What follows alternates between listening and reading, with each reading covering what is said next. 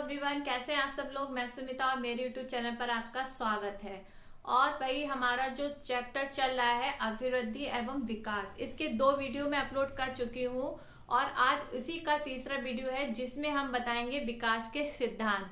और विकास के सिद्धांत का बहुत ही इम्पोर्टेंट टॉपिक है ये, और इसके जो टॉपिक्स होते हैं उनमें से भी काफी ऑब्जेक्टिव क्वेश्चंस आपके सीटेट में और टेट में देखने को मिलते हैं। तो चलिए स्टार्ट करते हैं आज का टॉपिक। देखिए, सबसे पहले क्या होता है कि विकास के सिद्धांत के बारे में थोड़ी सी हम नॉलेज करते हैं। जब बच्चा विकास की एक अवस्था से दूसरी अवस्था में प्रवेश करता है तब उसमें कुछ परिवर्तन देखे जाते हैं। हम लोग देखते हैं ना कि जैसे जैसे बच्चे का विकास होता जाता है तो वो काफ़ी चीज़ें सीखता है, और सीखने के साथ जब हम कोई चीज़ सीखते हैं तो हमारे व्यवहार में, हमारी उठने बैठने में, काफ़ी चीज़ों में परिवर्तन होता है। तो वही जो परिवर्तन होता है उसी को विकास का सिद्धांत कहा जाता है। तो सबसे पहला आपका विकास का सिद्धांत है आपका विकास की दिशा का सिद्धांत। विकास की दिशा का सिद्धांत, विकास की दिशा का मतलब यह है कि विकास जो है एक दिशा से होता है।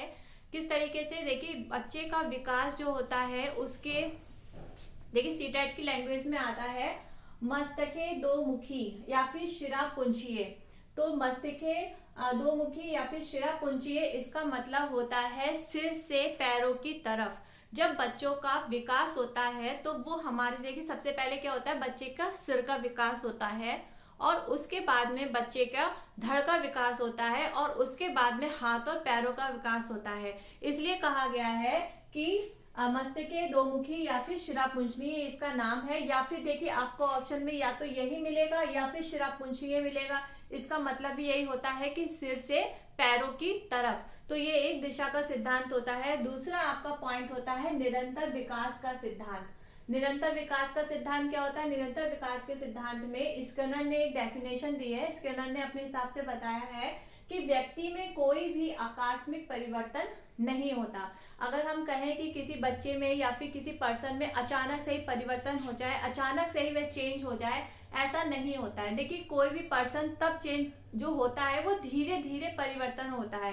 तब उसमें परिवर्तन भले ही अंदर से हो रहा होता है लेकिन हमें शो एकदम होता है। तो किसी भी व्यक्ति में कोई भी जब चेंजिंग होती है, कोई भी परिवर्तन होता है, तो वो आकस्मिक या अचानक से नहीं हो जाता, वह गति से होता है, धीरे धीरे होता है। जैसे कि विकास एक समान गति से नहीं होता।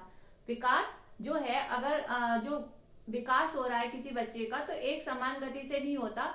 कभी धीमी गति में होगा, कभी तेज गति में होगा। देखिए कैसे कहते हैं ना कि स्टार्टिंग में जो बच्चे का मानसिक विकास होता है, तो स्टार्टिंग के जो वर्ष होते हैं 6 साल तक का बच्चे का मानसिक विकास जो है काफी तेजी से होता है। फिर उसके बाद में उसका विकास जो है वो धीरे धीरे गति से होता है। लेकिन जब वो फिर किशोर अवस्था में प्रवेश करता है तब उसका विकास फिर तेजी से होता है। तो विकास का मतलब कहाँ पे होता है? विकास का जो होता है गति जो है कभी तेज और कभी धीमी होती है। तीसरा पॉइंट है व्यक्ति की गति से व्यक्तिगत भिन्नता का सिद्धांत। ये है व्यक्ति की गति से व्यक्तिगत भिन्नता क्या होती है। देखिए, हर बच्चे में, हर व्यक्ति में कोई भी विकास है तो वो अलग अलग पर्सन के, बच्चे के हिसाब से होता है। मान लीजिए कोई भी व्यक्ति है तो वो हर इंसान अपने में एक अलग है, उसकी अलग रुचि है, अलग उसका सोचने का तरीका है, हर चीज उसकी अलग है। तो यानी कि उसका विकास जो है उनमें भी हम भिन्नता देखते हैं। भले ही एक समय में एक टाइम पे ही जन्मे बच्चे हों, उनमें भी कोई अंतर होता है। कोई भी बच्चा सेम नहीं होता, उसकी अपनी अलग जो है भिन्नता होती है, अलग रुचियां होती हैं, अलग उसका जो है, क्योंकि उसका इन्वायरमेंट अलग होता है, उसका वंशानुक्रम अलग होता है। तो व्यक्तिगत भिन्नता का भी इसमें डिफरेंस पाया जाता है विकास में। फिर आपका आता है जैसे कि विकास जो है क्रम का सिद्धांत होता है।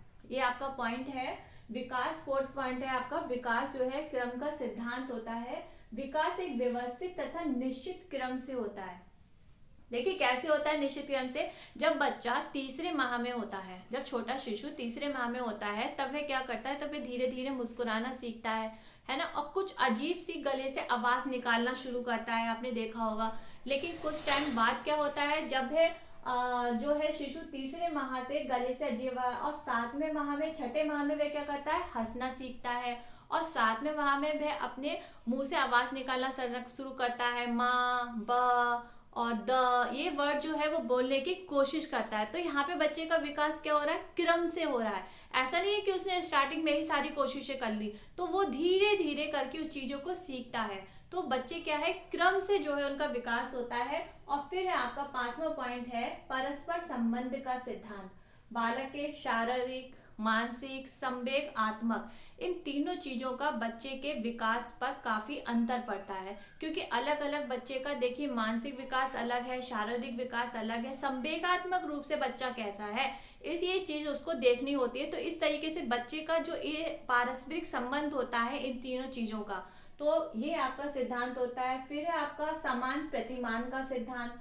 समान प्रतिमान का सिद्धांत क्या बताता है, समान प्रतिमान का सिद्धांत बताता है कि मानव जाति के शिशुओं का विकास प्रतिमान होता है। देखिए मान लीजिए कोई भी मानव है, उसके चाहे मानव कैसे भी व्यक्तिगत भिन्नता हो, चाहे कुछ भी हो, लेकिन बच्चा जो होता है मानव जाति का या फिर पशु जाति का, तो उनके बच्चों के जो होने की जो क्रिया होती है वो सब समान ही होती है। मानव जाति के शिशु की भी मान लीजिए मानव जाति के शिशु को मतलब यहाँ पे है कि भाई 9 माह ही बच्चे को लगेंगे, वो टाइम से ही बोलेगा, साल भर के बाद चलेगा। तो उसका जो प्रतिमान का सिद्धांत है वह एक विकास प्रतिमान होता है, क्रम से होता है। फिर नेक्स्ट है आपका सामान्य से विशिष्ट प्रक्रियाओं का सिद्धांत।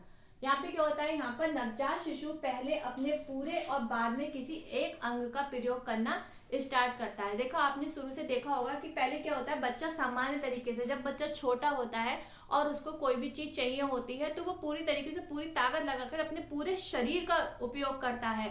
हाथ, पैर, मुंह, भले ही उसको जरूरत से मुंह से कहने की, हंसने की वो नहीं जानता, हाथ से यूज करना नहीं जानता, वो अपने सारे अंगों का उपयोग करता है सामान्य तरीके से। लेकिन धीरे धीरे जैसे जैसे उसका विकास होता जाता है, वह बड़ा होता जाता है और वह समझने लगता है कि भाई अगर मुझे कोई चीज चाहिए तो मैं उसका प्रयोग हाथ से भी कर सकता हूँ। तो वह सामान्य से विशिष्ट की ओर जाता है और जिस चीज की उसे जरूरत होती है वो सिर्फ उसी अंग का प्रयोग करता है।